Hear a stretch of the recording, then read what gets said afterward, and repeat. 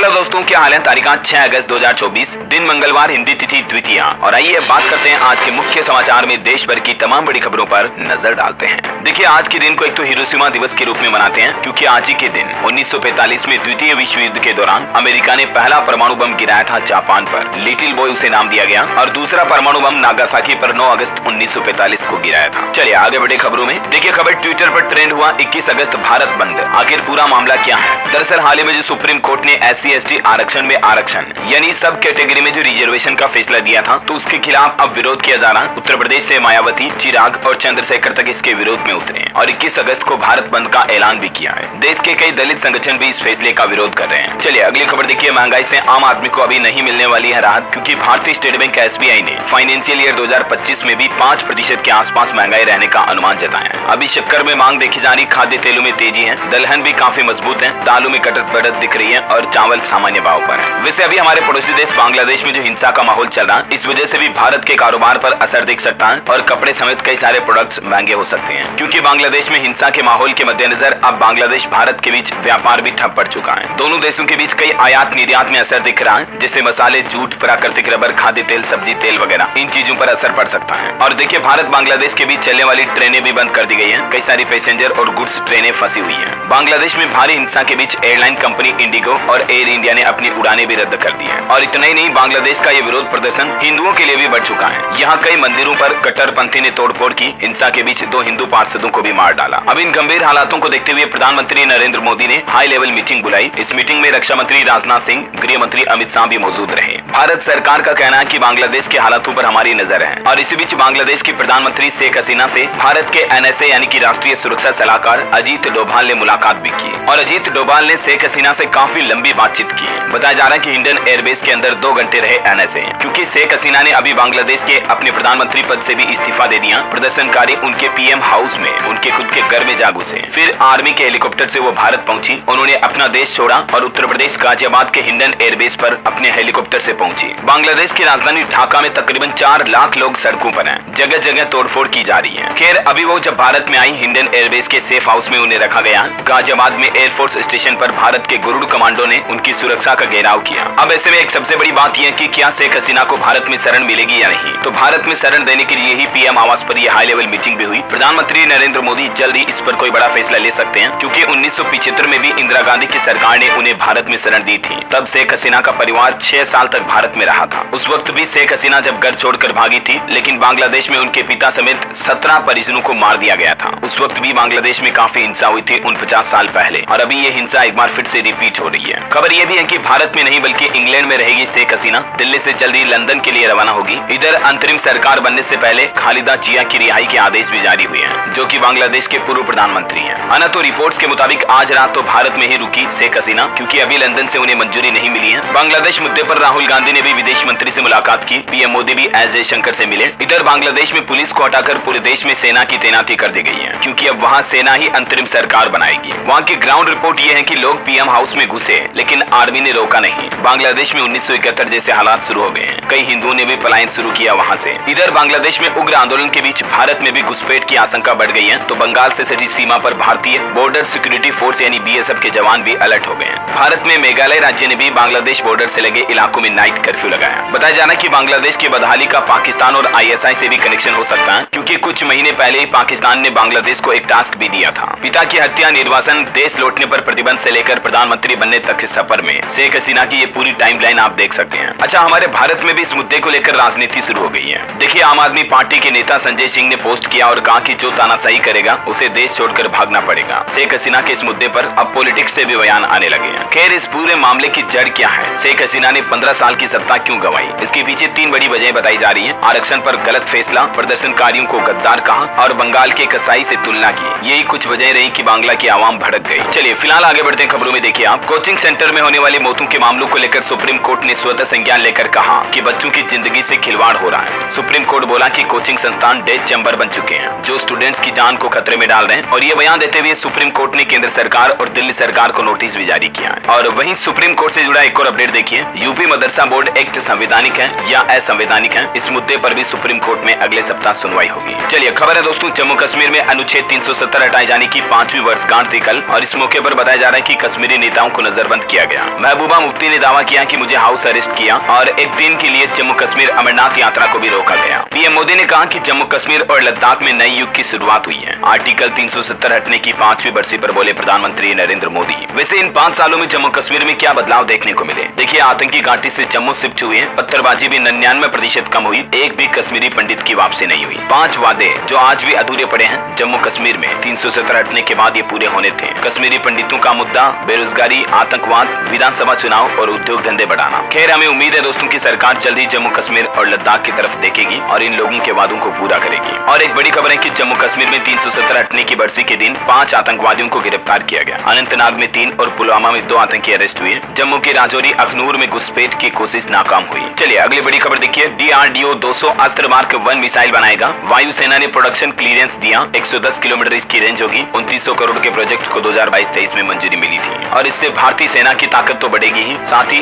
Defence के sector में भारत और मजबूत होगा, एक्सपोर्ट भी बढ़ेगा ना। चलिए अगली खबर देखिए। अग्निवीरों की शहादत पर कारगिल पैकेज भी देगी राजस्थान सरकार। पत्नी को मिलेंगे 25 लाख, 25 बीघा नहरी जमीन, सरकारी नौकरी और माता पिता को भी मिलेंगे 5 लाख रुपए। यानी राजस्थान सरकार केंद्र सरकार से काफी अलग सुविधाएं देगी। कारगिल पैकेज के तहत राजस्थान सरकार ने अग्निवीरों के लिए ये 3 विकल्प पेश किए हैं और इस पैकेज में ये चीजें भी शामिल होगी। इसका भी फायदा मिलेगा अग्निवीरों को। जो अग्निवीर स्थायी विकलांग हो जाएंगे उनके लिए भी ये 2 विकल्प जारी किए हैं राजस्थान सरकार ने। और शहीद अग्निवीर के परिवार को क्या मिलेगा? केंद्र सरकार अभी 1 करोड़ रुपए देती है, लेकिन राज्य सरकार इसमें काफी अलग प्रावधान रखे हैं। ये देख सकते हैं आप राजस्थान सरकार के कुछ बड़े फैसले अग्निवीरों को लेकर, है ना। चलिए ओलंपिक पर कुछ अपडेट देखिए दोस्तों। ओलंपिक में सेमीफाइनल में पहुंची टीम इंडिया की हॉकी टीम। खिलाड़ी गुरंचट सिंह के घर पर जश्न का माहौल देखा गया। पंजाब के आई है क्योंकि आखिरकार भारतीय हॉकी टीम 44 साल बाद जो फाइनल में पहुंचने उतरेगी। आज नीरज चोपड़ा पर भी नजर रहेगी। भारत का पेरिस ओलंपिक में प्रतियोगिताओं के 11वें दिन मंगलवार का कार्यक्रम कुछ इस प्रकार रहेगा। दिन में 1:30 बजे टेबल टेनिस का मैच होगा। 2:45 बजे नीरज चोपड़ा पर नजर रहेगी देशवासियों की। फिर विनेश फोगाट और भारत वर्सेस जर्मनी के बीच सेमीफाइनल होगा। हालांकि एक दुख भरी बात है दोस्तों, चोट के निशान की वजह से निशा दहिया की जीत छीन ली गई। क्वार्टर फाइनल में आखिरी 33 सेकंड में वो हारी, तब वह 8-2 से आगे थी, फूट फूट कर रोई। खैर, निशा दहिया ने हार कर भी देशवासियों का दिल जीत लिया क्योंकि चोट लगने के बावजूद उन्होंने मुकाबला नहीं छोड़ा और आखिरी तक लड़ती रही। ये वाकई में भारत की पहलवान नहीं बल्कि शेरनी है। वैसे भारत के लिए ओलंपिक में एक और गर्व की बात है, मनु भाकर इस ओलंपिक की क्लोजिंग सेरेमनी में भारत की ध्वजवाहक होगी। पेरिस ओलंपिक में इन्होंने 2 मेडल जीते हैं। 11 अगस्त को ये सेरेमनी होगी। अभी ओलंपिक की ये टेबल देख सकते हैं आप। भारत 3 ब्रॉन्ज मेडल के साथ 53वें स्थान पर है। यानी खेलों के मामलों में हमें अभी और बहुत आगे जाने की जरूरत है अगर हमें इस टेबल में ये 0 को हटाना है तो। और स्पोर्ट्स न्यूज से एक और अपडेट है, Indian super cross racing league का मेगा ऑक्शन अक्टूबर में होगा। चलिए दोस्तों आगे बढ़ते हैं खबरों में। देखिए, वक्फ एक्ट पर गरमाई सियासत। कांग्रेस भी बोली कि बदलाव हमें स्वीकार्य नहीं है। जेडीयू में भी उठे विरोध के स्वर। अभी 2 दिन से रिपोर्ट चल रही कि सरकार वक्फ बोर्ड के कानून में बदलाव करने जा रही है, जिसके तहत वक्फ बोर्ड किसी जमीन को अपनी संपत्ति नहीं बता सकेगा और इस एक्ट में संशोधन के लिए सरकार सदन में नया बिल लाएगी। राइट, खबर के मुताबिक सरकार 7 या 8 अगस्त को संसद में वक्फ बिल ला सकती है। पहले ये राज्यसभा में पेश होगा, उसके बाद लोकसभा में जाएगा। लेकिन अब इस बिल का विरोध करने लगी है विपक्षी राजनीतिक पार्टियां। और चलिए फिलहाल देखिए आप अगला अपडेट। इलेक्शन कमीशन बोला चुनाव को बदनाम करने की कोशिश की गई। इलेक्टोरल डेटा और नतीजे कानूनन सही है। कांग्रेस ने गड़बड़ी के आरोप लगाए थे। चलिए दोस्तों अगला अपडेट देखिए। संसद सत्र के 11वें दिन जब विपक्ष ने सरकार से सवाल किया कि सहारा ग्रुप के कितने निवेशकों को पैसा वापस मिला, तो वित्त मंत्री निर्मला सीतारमण ने जवाब दिया, कोर्ट में जाकर पूछिए। उन्होंने कहा कि सहारा ग्रुप की कंपनियों की जांच कर रहा SFIO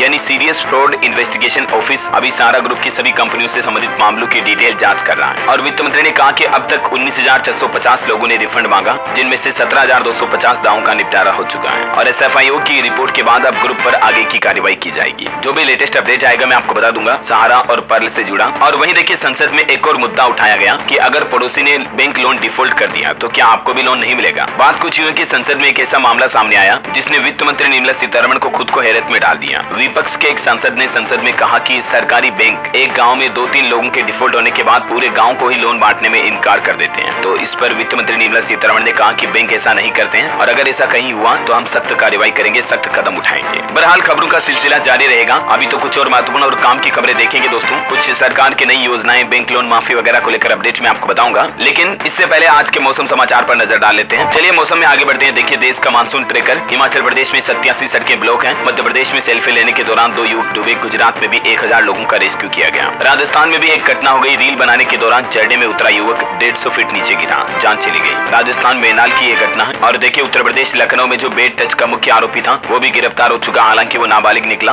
52 थानों की पुलिस उसकी तलाश कर रही थी। वो कार कानपुर में अपनी मौसी के घर छिपा था। वहीं केरल के वायनाड में जो लैंडस्लाइड की घटना हुई उस पर देखिए आप, साउथ सुपरस्टार चिरंजीवी और रामचरण ने दान किए 1-1 करोड़ रुपए। मोहनलाल ने भी 3 करोड़ देने का ऐलान किया है। हम सबको मिलजुल कर मदद करनी चाहिए ऐसे प्राकृतिक आपदाओं के मौके पर, राइट। चलिए देश के कुछ राज्यों के मौसम हालात देखिए आप। राजधानी दिल्ली में अगले 3 दिन बरसेंगे बादल, तेज हवाएं भी चलेगी। मौसम विभाग ने येलो अलर्ट जारी किया। मध्य प्रदेश में बरगी डैम के 17 गेट आज भी खुले रहे। सेल्फी लेते समय डूबे 2 युवक। शिवपुरी में नदी में फंसे 18 लोगों का रेस्क्यू किया गया। राजस्थान में भारी बारिश से 9 लोगों की जान जाने की खबर है। पहाड़ टूटकर पटरी पर गिरा, बिल्डिंग धराशायी हुई। पाली, नागपुर समेत 7 जिलों में आज भी स्कूलों में छुट्टियां घोषित कर दी गई है। राजस्थान में इन जिलों में आज 6 अगस्त को स्कूल बंद रहेंगे, है ना। उत्तर प्रदेश में देखिए 10 जिलों में भारी बारिश का अलर्ट। वाराणसी में गंगा नदी उफान पर चल रही है। 24 घंटों में 5 लोगों की जान गई। बिहार नालंदा में तटबंध टूटा, 12 गाँव में घुसा बाढ़ का पानी। भागलपुर में भी बढ़ा गंगा नदी का जलस्तर। आज भी 8 जिलों में भारी बारिश का अलर्ट। हिमाचल प्रदेश में भी हालात काफी गंभीर चल रहे, देख सकते हैं आप। 46 लोग ऐसे गायब हो गए जिनका 112 घंटे बाद भी सुराग नहीं लगा है। पंजाब में मानसून की गति अब थोड़ी धीमी पड़ी। बंगाल की खाड़ी में दबाव का असर दिखा, हालांकि 7 अगस्त के बाद फिर से बारिश के आसार हैं। छत्तीसगढ़ में भी देखिए बिलासपुर में नहर टूटने से खेतों में पानी भरा और वाटरफॉल में डूबने से डिप्टी सीएम साव के भांजे की भी जान चली गई। 6 जिलों में आज भी येलो अलर्ट है छत्तीसगढ़ में। ये खबरें मैं आपको इसलिए बताता हूँ दोस्तों, ताकि आप इस बारिश के मौसम में झरने, झील, नदी, तालाब, बांध, नहरों के आसपास ना जाएं, नहाने के लिए ना जाएं। खास करके बच्चों का विशेष ध्यान रखें, है ना। राजस्थान के कई इलाकों में बाढ़ जैसे हालात चल रहे हैं। तस्वीरें आप देख सकते हैं। स्कूल, घरों, थानों में पानी भरा, क्योंकि 2 दिन से कई जिलों में लगातार बारिश का दौर जारी है। और भी अगले 24 घंटों के दौरान मौसम की संभावित गतिविधियां क्या रह सकती हैं। आज 6 अगस्त को 17 राज्यों में बारिश का अनुमान है, देख सकते हैं आप डिटेल। चलिए दोस्तों, मौसम के बाद आज के सराफा बाजार पर नजर डाल लेते हैं। देखिए सोना 693 रुपए गिर कर 69,699 पर आया, जबकि चांदी भी 1765 रुपए फिसल कर 81,736 रुपए प्रति किलो पर बिक रही है। और भी कैरेट के हिसाब से गोल्ड की कीमत आप देख सकते हैं। चलिए कुछ मार्केट के हालातों पर नजर डालते हैं। देखिए स्टॉक मार्केट में हाहाकार समझ गया। एसबीआई, टाटा मोटर्स, रिलायंस जैसे कई बड़ी कंपनियों के शेयर भी धड़ाम से गिरने लगे। पिछले 9 महीनों की तेजी के बाद अब भारतीय शेयर बाजार भी टूट गया। एक्सपर्ट की क्या राय है, क्या और गिरावट का इंतजार करें या अभी खरीदारी करें, तो इसके एनालिसिस भी आप देख सकते हैं। बाकी दोस्तों, बीते दिन भारतीय शेयर मार्केट में काफी बड़ी गिरावट देखी गई। अमेरिका में मंदी की आशंका से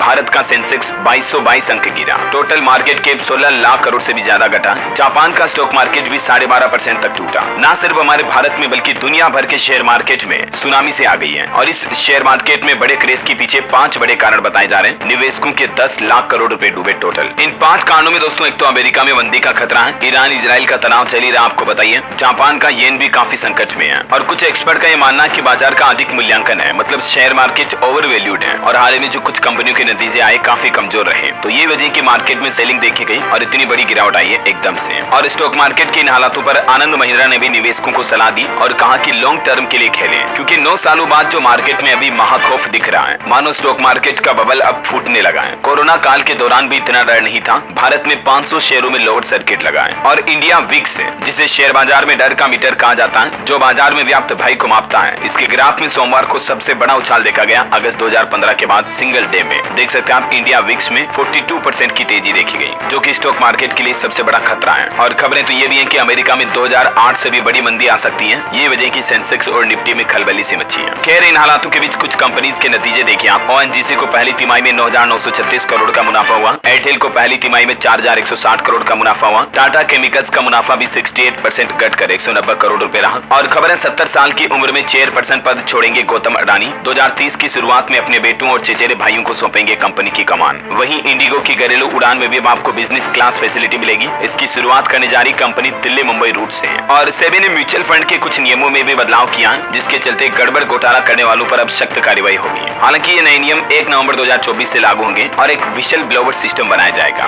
देख सकते हैं आप इसके बारे में जानकारी, क्या होता है फ्रंट रनिंग और अब कौन होगा इसके लिए जिम्मेदार। चलिए आगे बढ़ते हैं खबरों में। देखिए दोस्तों, कल हरियाली तीज के मौके पर राजस्थान राज्य में पूरे प्रदेश में हरियालो राजस्थान एक पेड़ मां के नाम अभियान के तहत 2 करोड़ पौधे लगाए जाएंगे। वहीं राजस्थान जयपुर टाइगर फेस्टिवल का अवार्ड समारोह भी होगा आज। उप मुख्यमंत्री दिया कुमारी मुख्य अतिथि होगी। चिकित्सा मंत्री गजेंद्र सिंह खीमसर विशिष्ट अतिथि होंगे। चलिए अगली खबर देखिए। मध्य प्रदेश उज्जैन में 1500 लोगों ने डमरू बजाकर वर्ल्ड रिकॉर्ड बनाया। 1500 लोगों ने एक साथ 10 मिनट तक बजाया डमरू और उज्जैन में ये नया Guinness book of world record बन चुका है। भक्तों ने महाकाल के दर्शन भी किए। चलिए ऑटो इंडस्ट्री से खबर है दोस्तों। सुजुकी अपनी जिक्सर पर अभी धमाकेदार ऑफर निकाले हैं। 20,000 रुपए की डिस्काउंट के साथ आपको फ्री राइडिंग जैकेट भी मिल रहा है और 10 साल की फ्री एक्सटेंडेड वारंटी मिल रही है और कंपनी 100% लोन की सुविधा भी दे रही है। वहीं देखिए बजाज इलेक्ट्रिक स्कूटर का भी स्पेशल एडिशन चेतक 3201 लॉन्च हुआ। फुल चार्ज करने पर 136 किलोमीटर की रेंज का दावा किया कंपनी ने। ओला S1 प्रो और एथर से इसका मुकाबला होगा। चलिए अगली खबर देखिए टेक न्यूज से अपडेट। एलन मस्क की कंपनी न्यूरालिंक को एक और बड़ी सफलता मिली। लकवा का मरीज दिमाग से कंट्रोल करेगा डिजिटल डिवाइस। देखिए कामयाबी, न्यूरालिंक की ब्रेन चिप का दूसरा ट्रांसप्लांट भी पूरा हो चुका है और एलन मस्क बोले कि अब 8 मरीजों का प्रत्यारोपण करेंगे। चलिए खबर है दिल्ली मेट्रो के सभी स्टेशनों पर लग सकती है लंबी कतारें, क्योंकि जांच सुरक्षाएं बढ़ाई जाएगी। डीएमआरसी ने यात्रियों से खास अपील भी की है कि आप थोड़ा जल्दी पहुंचे। वहीं देखिए हरियाणा गुरुग्राम में भी मेट्रो लाइन से जुड़ेगा आरआरटीएस कॉरिडोर, अलवर जाना बेहद आसान होगा। दिल्ली एम्स में अब स्थायी डॉक्टरों की नियुक्ति नहीं होगी, बल्कि संविदा पर रखे जाएंगे डॉक्टर, चिकित्सकों की कमी होगी दूर। और वहीं देखिए दोस्तों आपकी हेल्थ को लेकर वैज्ञानिकों की रिसर्च सामने आ रही है। पशु प्रोटीन की तुलना में पौधे आधारित प्रोटीन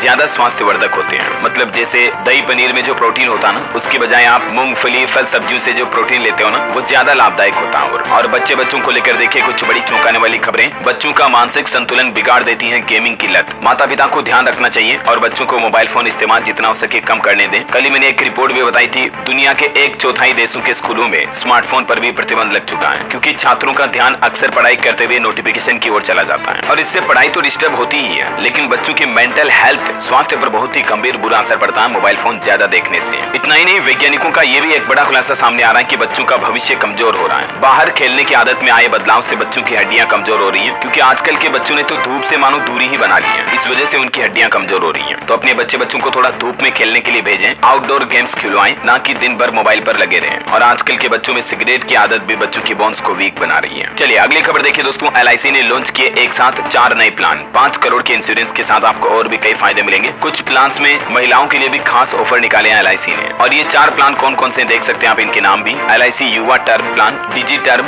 युवा क्रेडिट लाइफ और डिजी क्रेडिट लाइफ। इन प्लान को आप ऑनलाइन या ऑफलाइन किसी भी तरीके से खरीद सकते हैं और इन प्लान से जुड़ा ये एलआईसी का ऑफिशियल नोट भी आप देख सकते हैं। चलिए अगली खबर देखिए। नीति आयोग ने सलाह दी है कि आयात की जगह भारत में चीनी कंपनियों से अगर निवेश कराया जाए तो ये बेहतर होगा भारत की इकोनॉमी के लिए। नीति आयोग के सदस्य वीरवानी ने ये सुझाव दिया है। चलिए खबर है उत्तर प्रदेश, उत्तराखंड, मध्य प्रदेश सरकार के आदेश पर रोक जारी रहेगी। कांवड़ मार्ग पर दुकानदारों को नहीं लगानी होगी नाम पट्टिका। सुप्रीम कोर्ट ने एक बार फिर से आदेश जारी किया। और एक बड़ी चिंताजनक रिपोर्ट आ रही कि पिछले 14 सालों में दुनिया में 3 गुना बढ़े विरोध और प्रदर्शन। भारत में भी अभी 3-4 साल पहले सबसे बड़ा किसान आंदोलन रहा, आपने देखा होगा 2020 के दौरान। अभी बांग्लादेश में भी विरोध प्रदर्शन चल रहा, तो इसी बीच ये रिपोर्ट सामने आ रही है। जनरल नेचर में प्रकाशित हुई है ये। चलिए अगली खबर देखिए। iOS यूजर्स के लिए व्हाट्सएप ला रहा नया अपडेट। ग्रुप चैट पर कर सकेंगे ये सारे काम। दरअसल ये नए फीचर के जरिए आप व्हाट्सएप ग्रुप पर इवेंट क्रिएट कर सकेंगे, जैसे गूगल मीट वगैरह में होता है ना, वैसे ही। चलिए खबर दोस्तों, बोनस शेयर पर सेबी ने बड़ा ऐलान किया। निवेशकों को इससे बड़ा फायदा होगा। मौजूदा नियम क्या है बोनस शेयरों को लेकर, और अभी सेबी इन बोनस शेयरों में ये बदलाव करने जा रही है T+2 सिस्टम वगैरह को लेकर, है ना। चलिए खबर है दोस्तों, मुकेश अंबानी इसी महीने 29 अगस्त को करेंगे रिलायंस एजीएम की मीटिंग और इसमें कई बड़े ऐलान होंगे। कंपनी का फ्यूचर प्लान भी सबके सामने रखेंगे। और देखिए प्रधानमंत्री नरेंद्र मोदी ने इलेक्ट्रॉनिक्स निर्यात में भारत की प्रगति की सराहना की, क्योंकि आंकड़े देखिए जरा, बहुत ही अच्छी रिपोर्ट सामने आई है। भारत का इलेक्ट्रॉनिक्स निर्यात दुनिया के टॉप 3 देशों में शामिल हो चुका है। मतलब भारत बहुत सारी इलेक्ट्रॉनिक चीजों का एक्सपोर्ट करने लगा है। पीएम मोदी बोले कि साकार हो रहा मेक इन इंडिया का सपना। चलिए खबर है, जम्मू कश्मीर को लगा 1.19 लाख करोड़ का जैकपॉट और इससे तकरीबन 4.5 लाख लोगों को नौकरी मिलेगी। बताया जा रहा है कि जम्मू कश्मीर में 5 सालों में 370 हटने के बाद इतने करोड़ों के निवेश के प्रस्ताव तो मिले हैं, लेकिन ये निवेश अभी तक भी इंप्लीमेंट होने के लिए ग्राउंड लेवल पर रेडी नहीं है। चलिए खबर देखिए। 35,000 छात्रों के लिए हुंडई फाउंडेशन ने खोला खजाना। 100 स्कूलों में लगवाए RO. Hyundai motor India foundation की तरफ से महाराष्ट्र के गढ़चिरौली में ये धर्म का काम किया गया। और बड़ी खबर देखिए, आप पूरी तरह बदल जाएगी आयुष्मान योजना।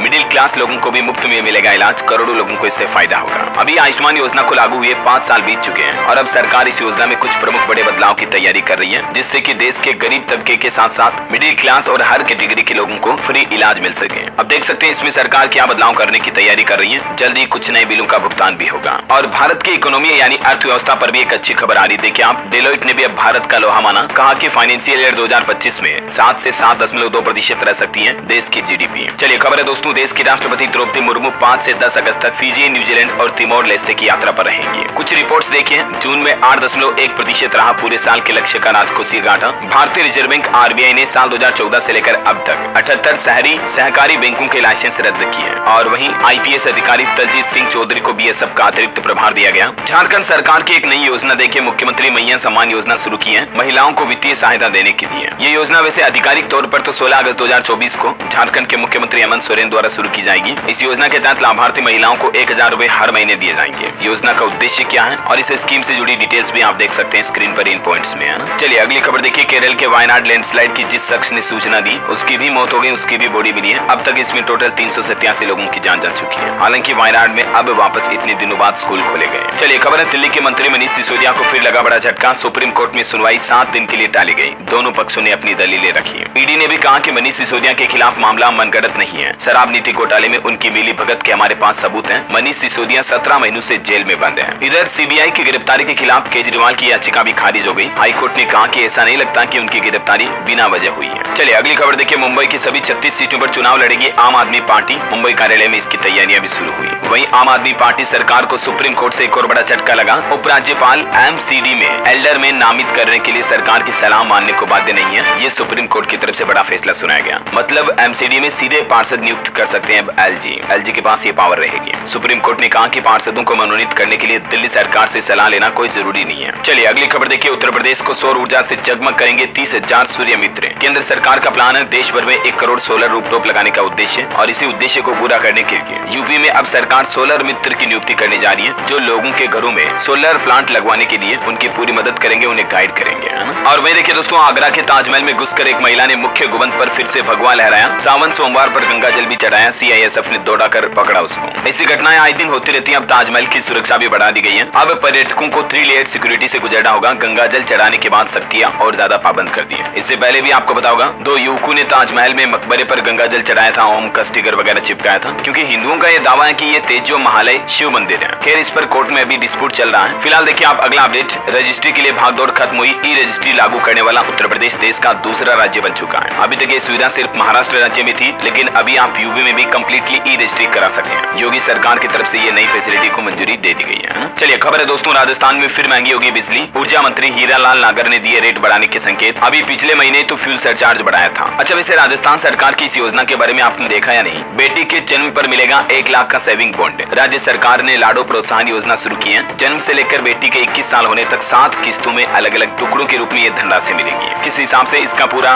डाइवर्सिफिकेशन भी आप देख सकते हैं, कब कब ये धनराशि मिलेगी, है ना। राजस्थान जयपुर में देखिए एक अनोखी घटना हुई। महिला ने 4 बच्चों को जन्म दिया। सांस लेने में तकलीफ के चलते इन्हें एनआईसीयू में भर्ती किया गया। हालांकि अभी तक बच्चे स्वस्थ हैं। 2 लड़के और 2 लड़कियां हैं। और देखिए बाड़मेर शहर से निकली कांवड़ यात्रा। जगह जगह लोगों ने फूल बरसाकर स्वागत किया। भोलेनाथ के जयकारे भी गूंजे। छत्तीसगढ़ में भी कल सोमवार को पहली बार कांवड़ियों पर हेलीकॉप्टर से पुष्प वर्षा की गई। भोरम देव में मुख्यमंत्री ने खुद कांवड़ यात्रियों का स्वागत किया। वैसे छत्तीसगढ़ में एक बड़ा खुलासा सामने आ रहा। 100 महिलाओं से 1 करोड़ की ठगी की गई। एक दलाल ने महिलाओं को झांसे में लेकर उनके दस्तावेज डॉक्यूमेंट ले लिए और फिर माइक्रो फाइनेंस बैंक से लोन निकाल कर फरार हो गया। ये मामला सामने आया छत्तीसगढ़ के गरियाबंद जिले का। तो माताएं बहनें ऐसे हर किसी को अपने कागजात ना दें। और वहीं देखिए खबर, छत्तीसगढ़ में बंदी रहेंगी फिलहाल स्टील प्लांट। डिप्टी सीएम से मुलाकात के बाद भी बात नहीं बन पाई। 7 दिनों से 150 फैक्ट्रीज बंद पड़ी हैं, ताले लगे हैं। बिजली वगैरह महंगी होने के चलते ये बंद कर रखे हैं। और वहीं छत्तीसगढ़ में संविदा कर्मचारियों ने 27% वेतन बढ़ोतरी की भी मांग की। बिलासपुर में केंद्रीय स्वास्थ्य मंत्री प्रताप राव से मुलाकात हुई और नियमितीकरण यानी रेगुलर करने समेत इनकी 18 सूत्री मांगे हैं टोटल। और वहीं देखिए छत्तीसगढ़ में अब रात 12 बजे तक होटल बार खोलने की मांग की गई। बार एसोसिएशन ने मुख्यमंत्री से मुलाकात की, लेकिन फिलहाल अधिकारी बोले कि समय संशोधन पर अभी विचार नहीं है। चलिए खबर है दोस्तों, उत्तर प्रदेश में लखनऊ, अयोध्या, प्रयागराज और गोरखपुर समेत कई ट्रेनों का रूट बदला। काफी ट्रेनें निरस्त भी हैं, तो यात्रा करने से पहले आप भी नया टाइम टेबल चेक कर लें। और देखिए आप श्री कृष्ण मंदिर तोड़ने के बाद अब विग्रह आगरा मस्जिद में दफनाया। इलाहाबाद हाईकोर्ट में अब आगरा की जामा मस्जिद के ASI सर्वे की भी मांग की हुई। मथुरा मामले में भी सुनवाई शुरू हुई। और वहीं देखिए उत्तर प्रदेश में लोकसभा चुनाव के बाद आज पहली बार अयोध्या आएंगे मुख्यमंत्री योगी आदित्यनाथ। दर्शन पूजन करेंगे और समीक्षा बैठक भी होगी। वहीं देखिए दोस्तों, उत्तराखंड केदारनाथ में रेस्क्यू ऑपरेशन के 5वें दिन 1401 यात्रियों को निकाला गया। उत्तराखंड में सरकार की एक और बड़ी घोषणा देखिए, पूर्व सैनिकों और उनके आश्रितों को घर के रखरखाव के लिए भी 1-1 लाख रुपए मिलेंगे। CS की तरफ से ये निर्देश जारी किए गए। और उत्तराखंड के मुख्यमंत्री पुष्कर सिंह धामी ने AI मिशन की शुरुआत भी की है। सेंटर ऑफ एक्सीलेंस बनाने की भी घोषणा की है। चलिए खबर है दोस्तों, हिमाचल प्रदेश के 222 टॉपर्स को मुख्यमंत्री के हाथों सम्मान मिलेगा आज मंगलवार को। अमर उजाला मेधावी छात्र सम्मान समारोह में सम्मान होगा। वहीं देखिए कड़ी सुरक्षा के बीच आज से शुरू होगी बूढ़ा अमरनाथ यात्रा। जम्मू से रवाना होगा पहला जत्था। वैसे जम्मू कश्मीर में अभी 3 दिन बादल फटने की भी चेतावनी और बाढ़ का भी अलर्ट है, तो सावधान रहिएगा। चलिए हरियाणा राज्य सरकार के फैसले देखिए आप। कच्चे कर्मचारियों को बड़ा झटका लगा। कैबिनेट में नहीं लाई गई पॉलिसी। अग्निवीरों को 10% आरक्षण देने को मंजूरी मिली। किसानों से आबियाना वसूली भी बंद की गई। वैसे किसानों को कल ही हरियाणा सरकार ने तोहफा दिया था, मैंने आपको बताया भी था। 133 करोड़ रुपए कर्ज यानी कि लोन माफ किया जाएगा हरियाणा में किसानों का। विधानसभा चुनाव से पहले सीएम नायब सैनी ने कुरुक्षेत्र में ये बड़ा ऐलान किया और कहा कि अब राज्य में सभी फसलों पर MSP पर खरीदारी होगी। किसानों को ये बड़े तोहफे मिले हैं। वहीं देखिए गुरुग्राम में स्वास्थ्य मंत्री ने किया SNCU का उद्घाटन। एक बार में 14 बच्चों का उपचार होगा। और महेंद्रगढ़ में हरियाणा राजस्थान पुलिस मिलकर अपराध की गतिविधियां रोकेगी।